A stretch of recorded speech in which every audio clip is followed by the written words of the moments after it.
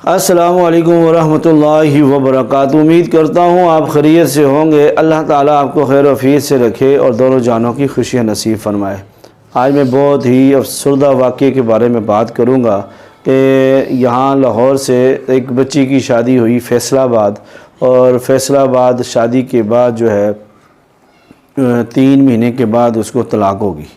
اور طلاق کی وجہ کیا بنی کہ وہ میاں صاحب کہتے تھے اپنی بیوی کو کہ مہینے کا 15,000 روپیہ اپنے گھر سے اپنے والدین سے لگواؤ، 15,000 روپیہ۔ تو پھر اس لڑکی نے، اس بچی نے یہ کہا کہ اگر 15,000 روپیہ میں لگواؤں تو بہتر ہے میں اپنے ماں باپ کے ساتھ بیٹھ کے کھاؤں۔ تو کہنے کا مطلب یہ کہ اس نے جو طلاق دی وہ طلاق بالکل غلط تھی، گناہگاروں والا عمل کیا۔ اور عورت کا تو حق ہے، اس کا کھانا پینا مرد کے ذمہ ہے، تو اس شخص نے اس کو 3 مہینے کے بعد طلاق دے دی۔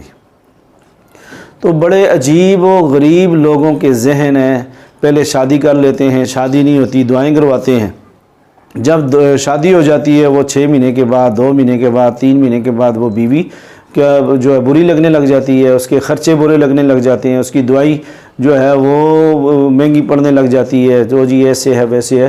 تو یہ تو شریعت اسلام کے اندر تو ہے ہی نہیں ہے کہ آپ جو ہے بیوی کے والدین سے اپنا گھر کا خرچہ چلوائیں، یہ تو گناہ ہے۔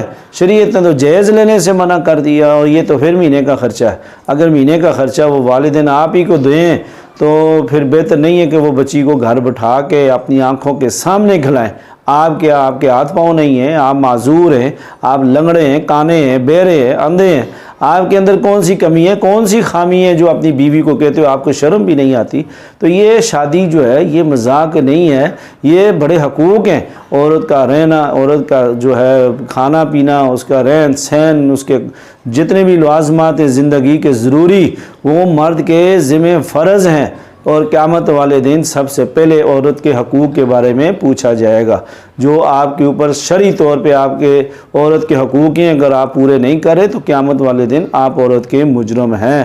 ہاں، اگر اضافی خرچہ عورت مانگتی ہے، اضافی خرچے کرواتی ہے، اس کا آپ کو کوئی گناہ ہونے والا نہیں ہے، مگر جو ضروریات زندگی کے اندر ہے وہ مانگتی ہے، اگر آپ وہ پورا نہیں کر رہے تو آپ گناہ گار ہیں۔ ایک ہوتا ہے غریب ہونا، ایک غریب ہو وہ چٹنی سے کھا لیں وہ تو کوئی بات نہیں ہے، ہاتھ پاؤں اور آنکھیں وغیرہ سب جسم ہونے کے باوجود اگر آپ پھر بھی بیوی کے حقوق پورے نہیں کر رہے تو قیامت والے دن اللہ اور اللہ کے رسول کو آپ نے جواب دینا ہے کہ آپ کسی کی بچی کو ایسے گھر لا کر اس کو آپ ذلیل کر کے، خوار کر کے، اور 3 مہینے اپنے پاس رکھ کے آپ اس کو طلاق دے رہے ہیں، تو آپ قیامت والے دن اللہ نے جو جزا سزا کا دن رکھا ہے اس دن کے لیے آپ تیار ہو جائیں، اور وہ دن آپ کو بتائے گا، وہ دن آپ کو پتہ چلے گا ہم نے یہ کیا کیا۔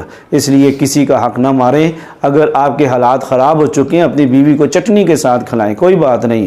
اس کے والدین نے آپ کو اپنی کروڑوں خربوں روپے کی بیٹی عطا کر دی، وہ آپ کو دے دی ہے، اور پھر بھی آپ خوش نہیں ہیں اور آپ ان کے گھر کے پیسوں کے چکروں میں ہیں، تو یہ بھی غلط ہے۔